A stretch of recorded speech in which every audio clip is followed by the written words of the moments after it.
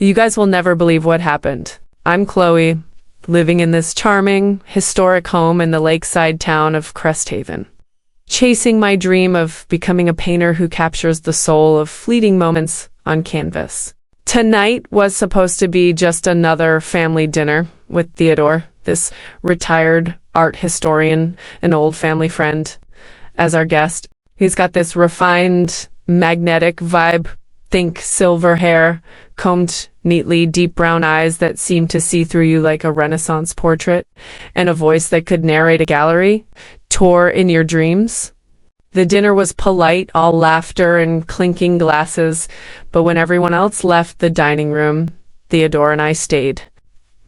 And our conversation turned into something electric, something that kept us at the table long after the candles burned low. Want to know how it went down? Keep watching, because this story is all about one night that burns brighter than the flickering light in that cozy dining room. Like and subscribe for more.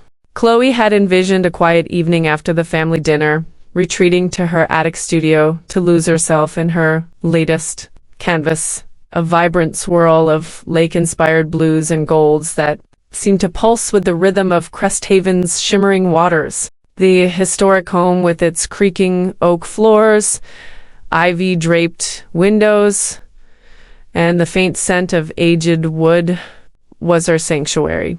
Nestled in a leafy suburban neighborhood where the lake's gentle lapping was a constant muse for her art. Her paintings were bold, their strokes mirroring the dangerous desires that simmered beneath her composed exterior, always seeking a spark to ignite them into something vivid and alive. Tonight, though, those desires stirred unexpectedly during what she'd thought would be a routine dinner, pulling her toward Theodore, the family friend whose reserved charm had become a quiet obsession she couldn't shake. At 66, Theodore was a retired art historian whose refined presence had intrigued her since she first met him years ago at a family gathering, back when her sketches were still clumsy and her dreams of painting were just forming. His silver hair was neatly combed, framing a face etched with decades of studying Renaissance masters.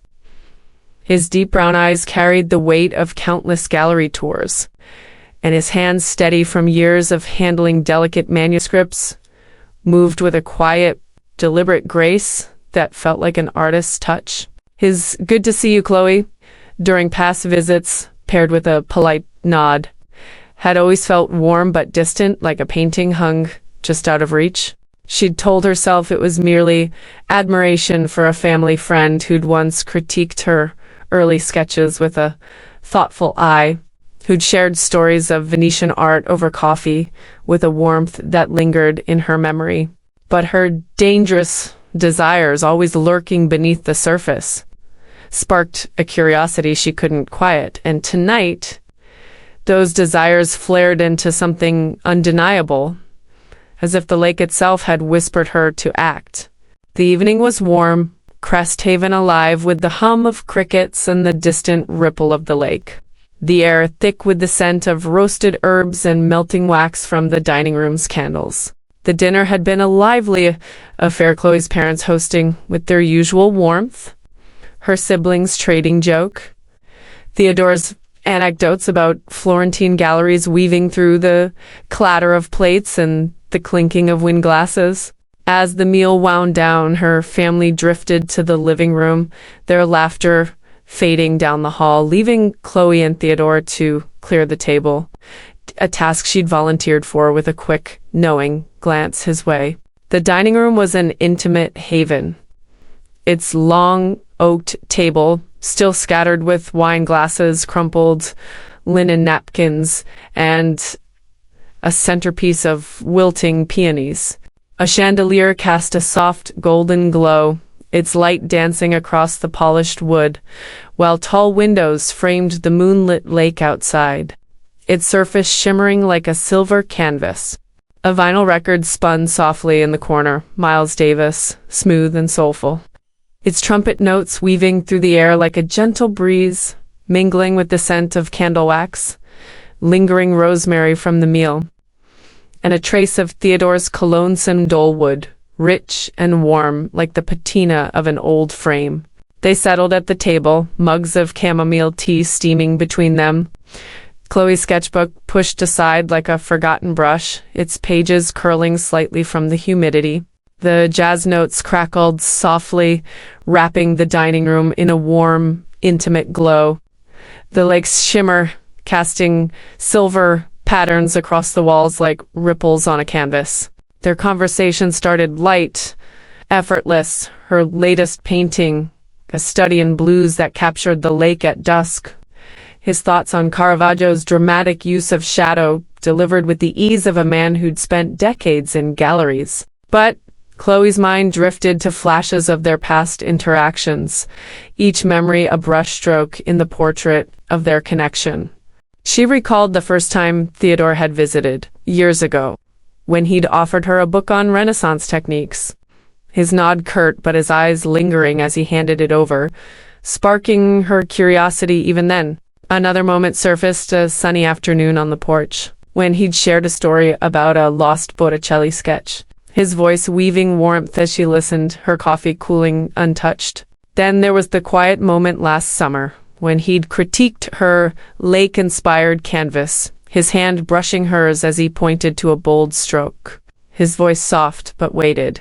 "You've got an artist's heart, Chloe."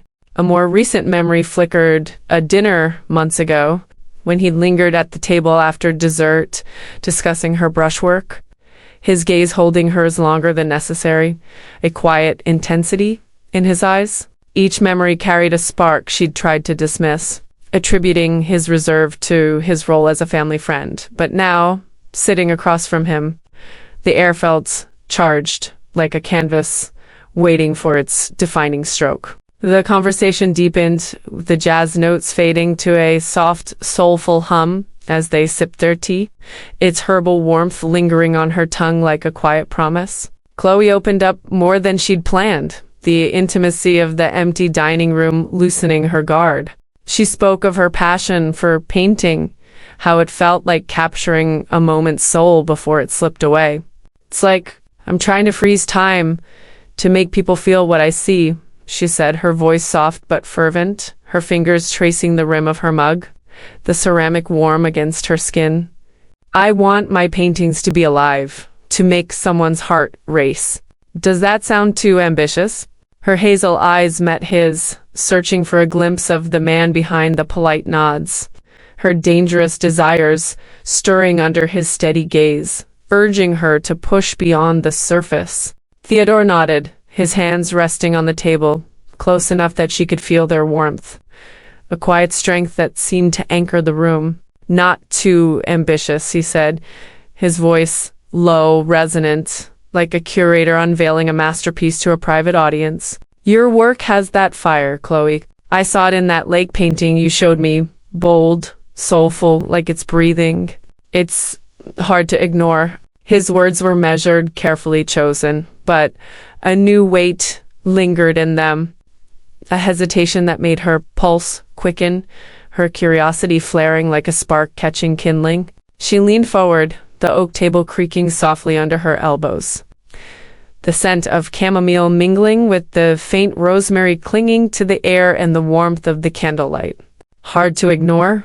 she teased, her voice playful but edged with daring, her hazel eyes locking on his, their brown depths reflecting the chandelier's glow like a painting's varnish. "That's a big compliment from the guy who's always so proper, Theodore. You sure you're not just being the polite family friend?" Her dangerous desires pushed her to test the boundaries, the dining room shrinking to just the two of them. The jazz melody, a soft heartbeat weaving through the space, the lake's silver light a quiet backdrop to their moment. He chuckled, setting his mug down with a gentle clink, his eyes holding hers a moment longer than usual, a flicker of something unguarded breaking through his refined demeanor. "I'm not that proper," he said, his voice warm but tinged with a quiet intensity, like an art historian revealing a hidden brushstroke in a masterpiece. "You're not just the family's artist, Chloe. You've got something alive, real, in your work, in the way you carry yourself. It pulls people in."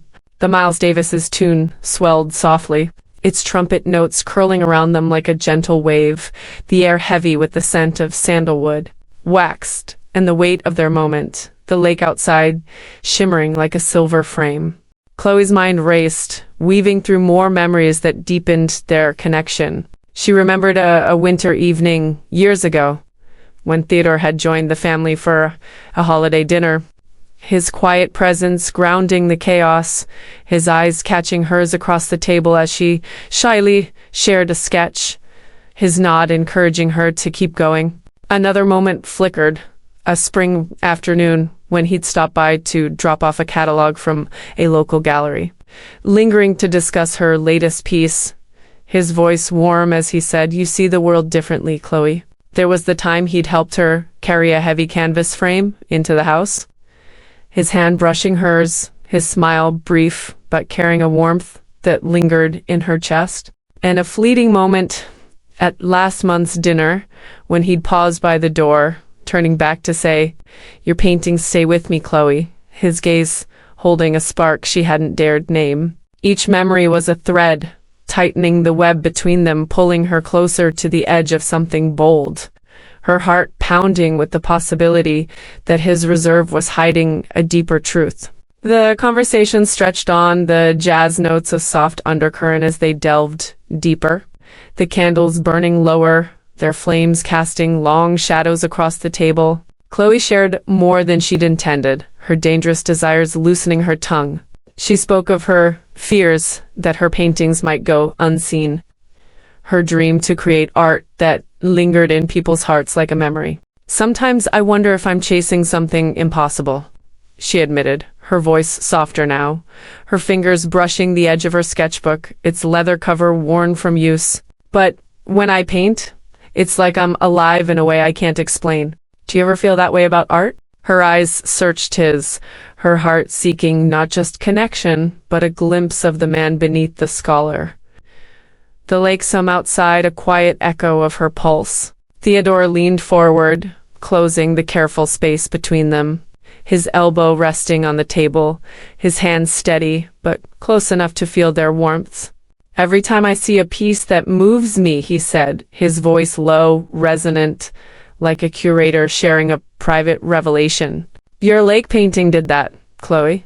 It's not just technique kitsch you poured onto the canvas. That kind of fire is rare." His words carried a new intensity, a crack in his reserved facade, and the air between them shifted, the candlelight amplifying the moment. Her plan gaining momentum like a brushstroke, finding its mark. She tilted her head, her smile teasing but deliberate, the chandelier's glow catching the curve of her cheek. "Rare?"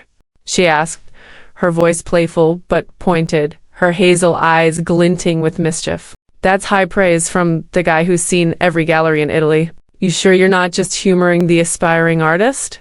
Her dangerous desires pushed her forward, the dining room narrowing to just their shared space, the jazz melody a soft pulse, the lake's silver light a quiet witness. He laughed, a warm, low sound, his hand shifting closer on the table, his eyes holding hers with a new depth, like he was studying a painting he'd long overlooked. "I don't humor anyone," he said, his voice warm but edged with something raw, something real. "You're not just the aspiring artist, Chloe.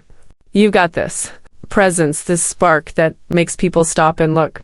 I've been trying to keep things proper, but you're making that difficult." The fire in his words matched the candle's glow, the air thick with the scent of wax and the weight of their moment, the jazz notes fading to a whisper. "Hey guys," Chloe said, her voice bright but laced with mischief, as if speaking to her imaginary audience, her eyes glinting as she leaned back, breaking the tension for a moment. "We're about to get into this spicy portion of the story, so please don't forget to like and subscribe." She grinned, the words a playful nod to her daring, but her heart pounded as she shifted, leaning closer to Theodore, her elbow brushing his on the table, the contact sending a spark through her, like paint hitting a blank canvas. Theodore's breath hitched, his eyes catching the movement, his voice trailing off as he stared, the air between them warming, electric. Chloe didn't pull back, her gaze steady, bold, holding his with a quiet challenge that felt like a brushstroke defining a new shape. "You've been keeping things proper for a long time," she said softly, her voice charged with truth, her hazel eyes unwavering. "But I'm not imagining this, am I? This isn't just polite anymore." The moment held the silence electric.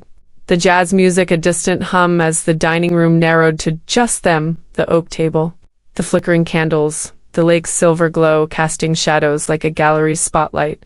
Her heartbeat quickened, her breath steady but charged, her dangerous desires carrying her forward like a bold stroke across a canvas. She'd stayed to clear the table, but now, sitting close, her plan was unfolding. The air alive with possibility, the jazz notes arrhythmed to their unspoken dance. Theodore's gaze softened, a slow smile tugging at his lips, his voice low, strained but warm, like a note held just right. "No, Chloe," he said, his eyes flickering to her hand near his before returning to hers. A spark of something unguarded breaking through his refined reserve. "It's not just polite. You've got this way of pulling people in, making them see the world through your eyes. I've been trying to keep things simple to stay the family friend, but you're making that impossible." Her smile widened, her heart soaring, the tension a living thing between them, pulsing like the candlelight's flicker. "Maybe I like making it impossible," she said, her voice teasing but honest, leaning closer, her shoulder brushing his, the contact electric, sending a shiver through her like paint spilling across a canvas. "Maybe I don't want you to stay the family friend anymore." Her eyes locked on his, the jazz notes swelling like a cue, her plan unfolding in the charged silence. He laughed, a low, warm sound, his hand resting on the table, fingers brushing hers, the touch sparking a fire in her chest that felt like a painting coming to life. "Your trouble, Chloe," he said, his voice rich with amusement and intensity, his brown eyes twinkling with a warmth she hadn't seen before, like a curator discovering a hidden masterpiece. "I've been trying to keep my distance, to keep things proper, but you sit here with that fire in your eyes, in your art, and I'm supposed to stay composed? You're rewriting every rule I've got." Her breath caught, the dining room shrinking further, the candlelight framing them like a final act in a gallery. Her sister's warning echoed faintly. "He's just being nice, Chloe. Don't read into it," but her sister was wrong. This was real, raw, and electric, a moment painted in bold strokes. "Maybe I like rewriting rules," she said, her hand pressing lightly against his, the touch grounding her like a canvas under a brush. "What do you want, Theodore? Now that everyone's gone and it's just us?" He leaned back, his smile slow, deliberate, his eyes tracing her face like he was studying a rare painting, memorizing every detail. "I want to see where this goes," he said, his voice soft but weighted, like a curator unveiling a hidden work of art. "You're bold, Chloe, bolder than I was ready for. You stay here with that spark in your paintings and your words, and you're turning my world upside down. I'm not sure I want to stop you." The air was thick with possibility, the jazz music fading to a soft pulse, the room alive with their shared moment, the candles burning low, their flames casting long shadows across the table. Chloe's dangerous desires pushed her forward, her heart racing with the thrill of her plan coming to life, the intimacy of the dining room amplifying every glance, every word. "You're making it really hard to keep this proper," she teased, her voice a mix of playfulness and truth, her hazel eyes locked on his, her courage holding her steady like a brush in her hand. He chuckled, his fingers curling slightly around hers, the touch warm and electric like a spark in a quiet gallery. "Proper's overrated," he said, his voice low, rich, carrying the weight of their moment, the candlelight casting a golden glow across his face. "What do you want, Chloe? Now that the dinner's over and it's just us at this table?" Her heart pounded, the memory of his words echoing, the spark of his touch still warm on her skin. What did she want? The solitude of her studio, the routine she'd expected?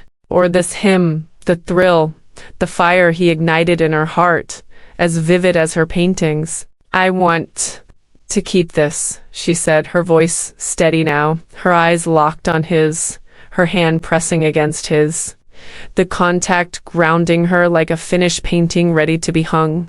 This feeling, this moment, you.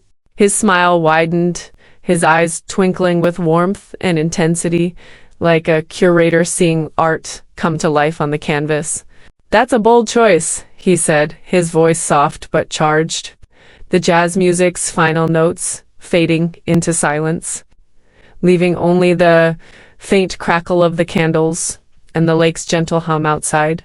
But I've always been a fan of bold. The dining room was still, the candlelight a golden glow, reflecting their moment like a perfectly framed painting. Theodore's hand lingered near hers, the air alive with possibility.